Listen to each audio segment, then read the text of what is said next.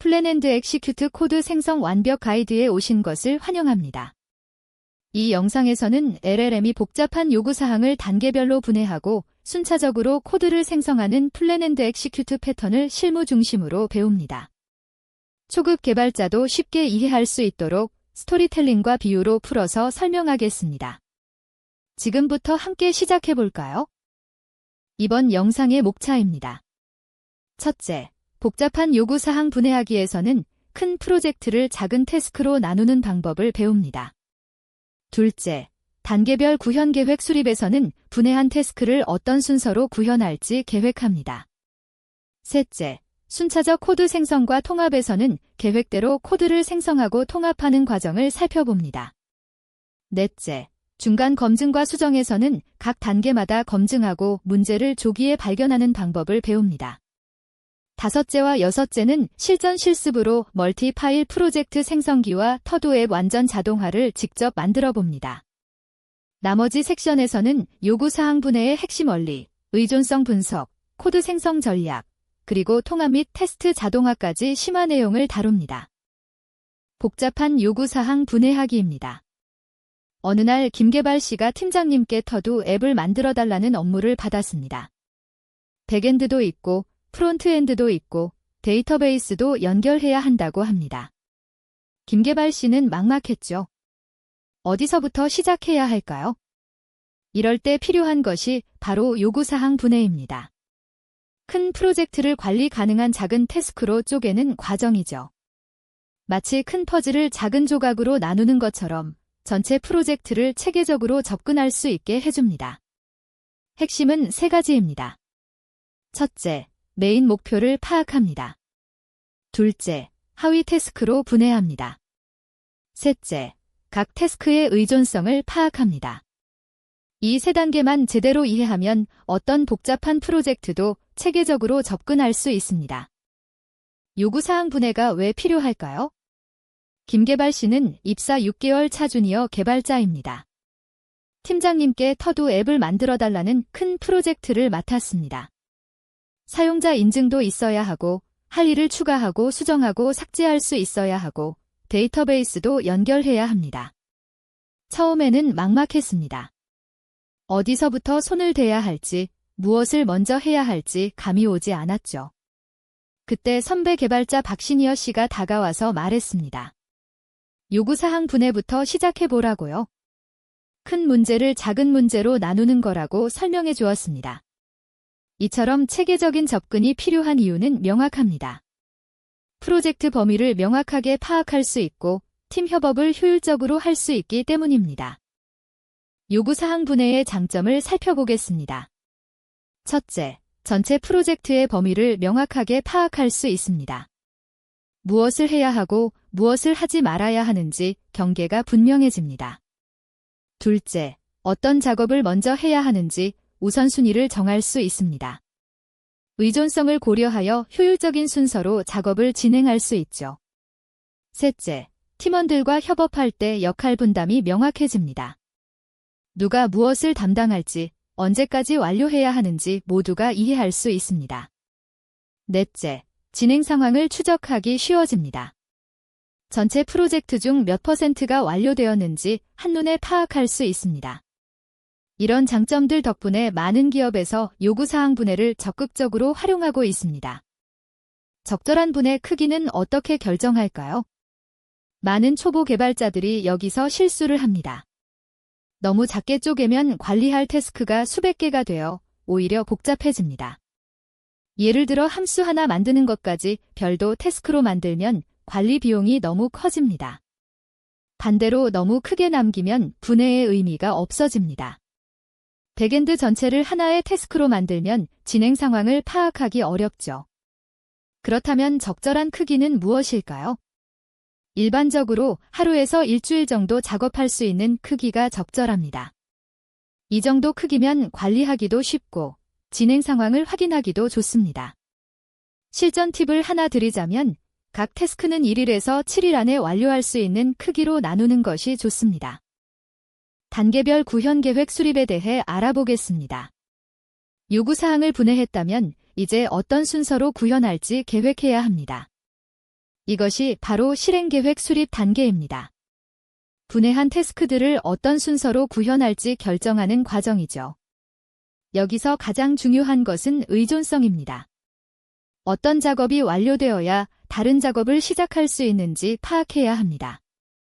예를 들어 데이터베이스 스키마 설계가 완료되어야 백엔드 API를 구현할 수 있죠. 각 단계별로 예상 시간을 산정하고 필요한 리소스도 파악합니다. 이렇게 구현 순서를 결정하고 의존성을 고려하며 리소스를 계획하면 효율적인 개발이 가능합니다. 실행 계획의 핵심 요소를 살펴보겠습니다. 첫째, 각 단계의 입력과 출력을 명확히 정의해야 합니다. 무엇을 받아서 무엇을 만들어내는지 분명해야 합니다. 예를 들어 데이터베이스 스키마 설계 단계는 요구사항을 입력으로 받아 스키마 정의서를 출력으로 만듭니다. 둘째, 검증 지점을 설정합니다. 각 단계가 완료되었을 때 어떻게 확인할지 미리 정해둡니다. 테스트 코드를 실행하거나 수동으로 확인하거나 자동화된 검증 도구를 사용할 수 있습니다. 셋째, 롤백 전략을 준비합니다. 문제가 발생했을 때 이전 상태로 되돌릴 수 있어야 합니다. 기트를 사용한다면 커밋 단위로 롤백할 수 있고 데이터베이스라면 마이그레이션을 되돌릴 수 있습니다. 이 세 가지 요소를 잘 준비하면 안정적인 개발이 가능합니다. 순차적 코드 생성과 통합 과정을 알아보겠습니다. 계획을 세웠다면 이제 실제로 코드를 생성할 차례입니다. 여기서 중요한 것은 한 번에 모든 것을 만들려고 하지 않는다는 것입니다. 계획한 순서대로 하나씩 코드를 생성합니다. 각 단계가 완료될 때마다 기존 코드와 통합하고 테스트합니다. 이렇게 점진적으로 완성도를 높여가는 방식이죠. 예를 들어 먼저 데이터베이스 모델을 만들고 테스트합니다. 그 다음 API 엔드포인트를 만들고 모델과 통합하여 테스트합니다. 마지막으로 프론트엔드 UI를 만들고 API와 통합하여 전체를 테스트합니다. 이런 식으로 단계별로 생성하고 즉시 통합하며 지속적으로 테스트하는 것이 핵심입니다. 통합 과정에서 주의해야 할 사항들이 있습니다. 첫째, 새로운 코드가 기존 코드를 망가뜨리지 않는지 확인해야 합니다. 회귀 테스트를 실행하여 기존 기능이 여전히 잘 작동하는지 검증합니다. 둘째, 인터페이스가 일치하는지 확인합니다. 새로 만든 함수나 API가 계획했던 인터페이스와 정확히 일치하는지 점검합니다. 타입 체커를 사용하면 이런 문제를 자동으로 잡을 수 있습니다. 셋째, 통합 후 즉시 테스트를 실행합니다. 문제가 있다면 바로 발견하여 고칠 수 있습니다. 나중에 발견하면 원인을 찾기 어렵고 수정 비용도 커집니다.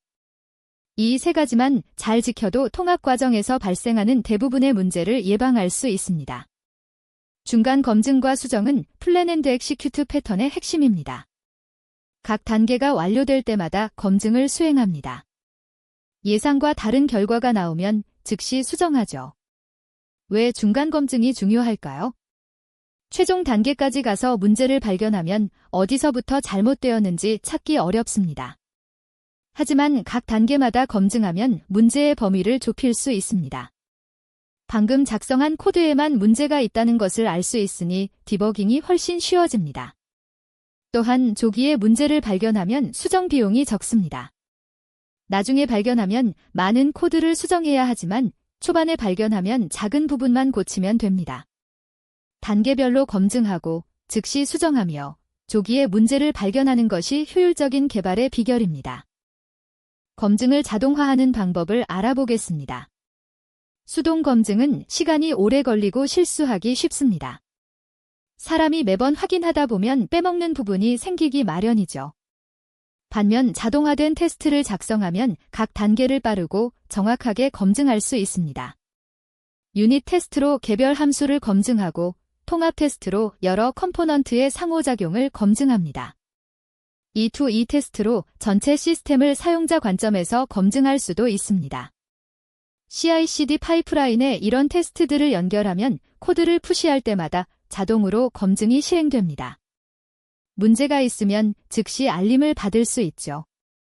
자동화된 테스트, 빠른 피드백, 정확한 검증.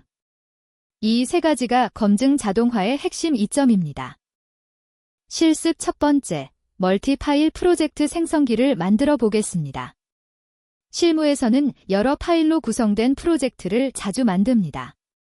매번 디렉토리를 만들고 파일을 생성하고 보일러플레이트 코드를 작성하는 것은 번거롭죠. 이것을 자동화하는 시스템을 만들어 봅시다. 먼저 디렉토리 구조를 자동으로 생성합니다. SRC, 테스트, 닥스 같은 폴더들을 명세에 따라 만듭니다. 그 다음 파일 템플릿을 적용합니다. 각 파일 타입에 맞는 템플릿을 준비해두고 컨텍스트를 전달하여 렌더링합니다. 마지막으로 의존성을 자동으로 설치합니다. 패키지 JSON이나 requirements.txt를 생성하고 npm 인스톨이나 pip 인스톨을 실행합니다. 이렇게 하면 새 프로젝트를 몇 초 만에 생성할 수 있습니다. 실습 두 번째, 터두 앱을 완전 자동화해봅시다. 이것은 플랜 앤드 엑시큐트 패턴의 완벽한 실전 예제입니다. 사용자가 요구사항만 입력하면 백엔드, 프론트엔드, 데이터베이스가 모두 연결된 터두 앱이 자동으로 생성됩니다. 어떻게 동작할까요? 첫째, 사용자 요구사항을 입력받습니다. 터두 앱이 필요하다. 사용자 인증이 있어야 한다. 할 일을 CRUD 할 수 있어야 한다는 식으로 말이죠. 둘째, 요구사항을 분해하고 실행 계획을 세웁니다. 데이터베이스 스키마, 백엔드 API, 프론트엔드 컴포넌트 순서로 진행하기로 결정합니다. 셋째, 계획대로 각 부분을 생성하고 통합합니다. 넷째, 모든 단계가 완료되면 즉시 실행 가능한 상태로 만듭니다. npm start 명령어 하나로 전체 앱이 실행됩니다. 이것이 플랜 앤드 엑시큐트 패턴의 진정한 위력입니다. 의존성 분석 전략에 대해 깊이 있게 살펴보겠습니다. 태스크 간 의존성을 파악하는 것이 성공적인 계획의 핵심입니다. 먼저 선후 관계를 명확히 파악해야 합니다. A 작업이 완료되어야 B 작업을 시작할 수 있는지 아니면 독립적으로 진행 가능한지 판단합니다. 예를 들어 데이터베이스 스키마가 확정되어야 백엔드 모델을 만들 수 있습니다. 둘째, 병렬로 진행 가능한 작업을 식별합니다.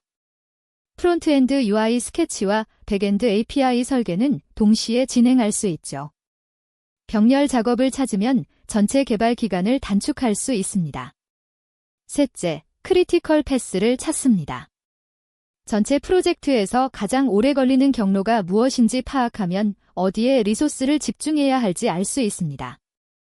우선순위를 결정하는 기준을 알아보겠습니다. 첫째, 의존성이 높은 작업을 먼저 처리합니다. 다른 작업들이 이것에 의존하고 있다면 최우선으로 완료해야 합니다. 데이터베이스 스키마가 대표적인 예입니다. 둘째, 리스크가 큰 작업은 초반에 해결합니다. 기술적으로 불확실하거나 실패 가능성이 높은 작업을 나중으로 미루면 프로젝트 전체가 위험해집니다. 개념 증명을 먼저 만들어서 실현 가능성을 확인하는 것이 좋습니다.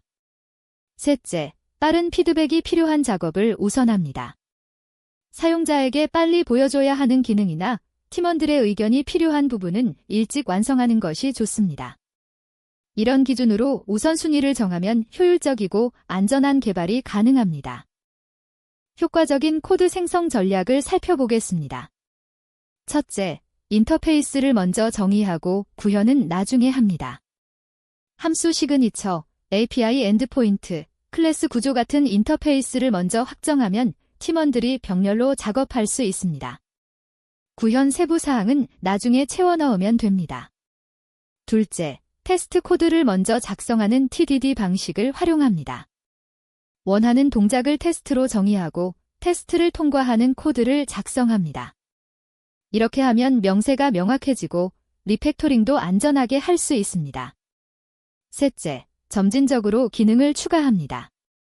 처음부터 완벽한 코드를 만들려고 하지 말고 동작하는 최소 버전을 먼저 만듭니다. 그 다음 조금씩 개선해 나갑니다. 인터페이스 우선, TDD 활용, 점진적 구현. 이 세 가지가 효과적인 코드 생성의 핵심입니다. 마지막으로 실전 활용 팁을 정리하겠습니다. 첫째, 각 태스크는 1일에서 7일 안에 완료할 수 있는 크기로 나누세요. 너무 작으면 관리 비용이 크고 너무 크면 진행 상황 파악이 어렵습니다. 이 범위가 가장 실용적입니다. 둘째, 태스크 간 의존성을 반드시 파악하세요. 순서를 잘못 정하면 나중에 다시 작업해야 할 수도 있습니다. 의존성 그래프를 그려보면 한눈에 파악하기 쉽습니다. 셋째, 분해한 태스크를 팀원들과 리뷰하세요. 혼자 생각할 때는 놓치기 쉬운 부분을 다른 사람이 발견할 수 있습니다. 팀 리뷰를 통해 더 견고한 계획을 만들 수 있습니다. 이 세 가지 팁만 잘 따라도 플랜 앤드 엑시큐트 패턴을 성공적으로 활용할 수 있습니다. 요구사항 분해 함수 코드를 살펴보겠습니다. 이 함수는 사용자 요청을 받아 체계적으로 분해합니다. 첫 번째 줄에서 함수를 정의하고 유저 리퀘스트 매개 변수를 받습니다. 세 번째 줄에서는 extract main goal 함수를 호출하여 사용자 요청에서 메인 목표를 추출합니다. 이것이 전체 프로젝트의 방향을 결정하는 핵심입니다. 여섯 번째 줄에서 빈 리스트를 만들어 하위 태스크들을 담을 준비를 합니다. 일곱 번째부터 아홉 번째 줄까지 각 태스크를 딕셔너리 형태로 만들어 리스트에 추가합니다. 각 태스크는 태스크 이름과 프라이오러티 우선순위를 갖고 있습니다. 데이터베이스 스키마 설계가 우선순위 1로 가장 먼저, 백엔드 API 구현이 두 번째, 프론트엔드 UI 구현이 세 번째입니다. 12번째 줄에서는 Analyze Dependencies 함수를 호출하여 태스크 간 의존성을 분석합니다. 마지막으로 14번째 줄에서 목표, 태스크 리스트, 의존성 정보를 딕셔너리로 묶어서 반환합니다. 이렇게 구조화된 데이터를 다음 단계에서 활용할 수 있습니다. 실행계획 생성 함수를 분석해 보겠습니다. 이 함수는 분해된 태스크들을 받아서 실행 가능한 계획으로 만듭니다. 첫 번째 줄에서 함수를 정의하고 decomposed tasks를 매개 변수로 받습니다. 두 번째 줄에서 빈 리스트를 만들어 계획을 담을 준비를 합니다. 다섯 번째 줄이 핵심입니다. 타펄라지컬 소어트 함수로 태스크들을 위상 정렬합니다. 위상 정렬은 의존성을 고려하여 순서를 정하는 알고리즘입니다. 예를 들어 A가 B에 의존한다면 A를 먼저 실행해야 하죠. 일곱 번째 줄부터 포루프로 정렬된 각 태스크를 처리합니다. 여덟 번째부터 13번째 줄까지 각 태스크의 정보를 스태프 딕셔너리로 만듭니다. 이름, 예상 시간, 의존하는 태스크, 검증 방법을 포함합니다. 14번째 줄에서 이 스태프를 플랜 리스트에 추가합니다. 모든 태스크를 처리한 후 16번째 줄에서 완성된 계획을 반환합니다. 이 계획을 따라 순차적으로 코드를 생성하면 됩니다. 코드 생성 및 통합 함수의 동작 원리를 알아보겠습니다. 이 함수는 실행 계획을 받아서 실제로 코드를 생성하고 통합합니다. 첫 번째 줄에서 함수를 정의하고 execution 플랜을 매개 변수로 받습니다. 두 번째 줄에서 initialize 프로젝트 함수를 호출하여 프로젝트를 초기화합니다. 빈 프로젝트 구조를 만드는 것이죠. 네 번째 줄부터 for 루프로 계획의 각 단계를 순차적으로 처리합니다. 여섯 번째 줄에서 generate 코드 함수를 호출하여 현재 단계에 해당하는 코드를 생성합니다. 아홉 번째 줄에서 생성된 코드를 프로젝트에 통합합니다. 기존 코드와 새 코드를 연결하는 과정입니다. 12번째 줄이 매우 중요합니다. verify 스태프 함수로 즉시 검증을 수행합니다. 13번째와 14번째 줄을 보면 검증이 실패하면 롤백 함수로 이전 상태로 되돌리고 예외를 발생시킵니다. 모든 단계가 성공적으로 완료되면 16번째 줄에서 완성된 프로젝트를 반환합니다. 각 단계마다 생성, 통합, 검증을 반복하는 것이 핵심입니다.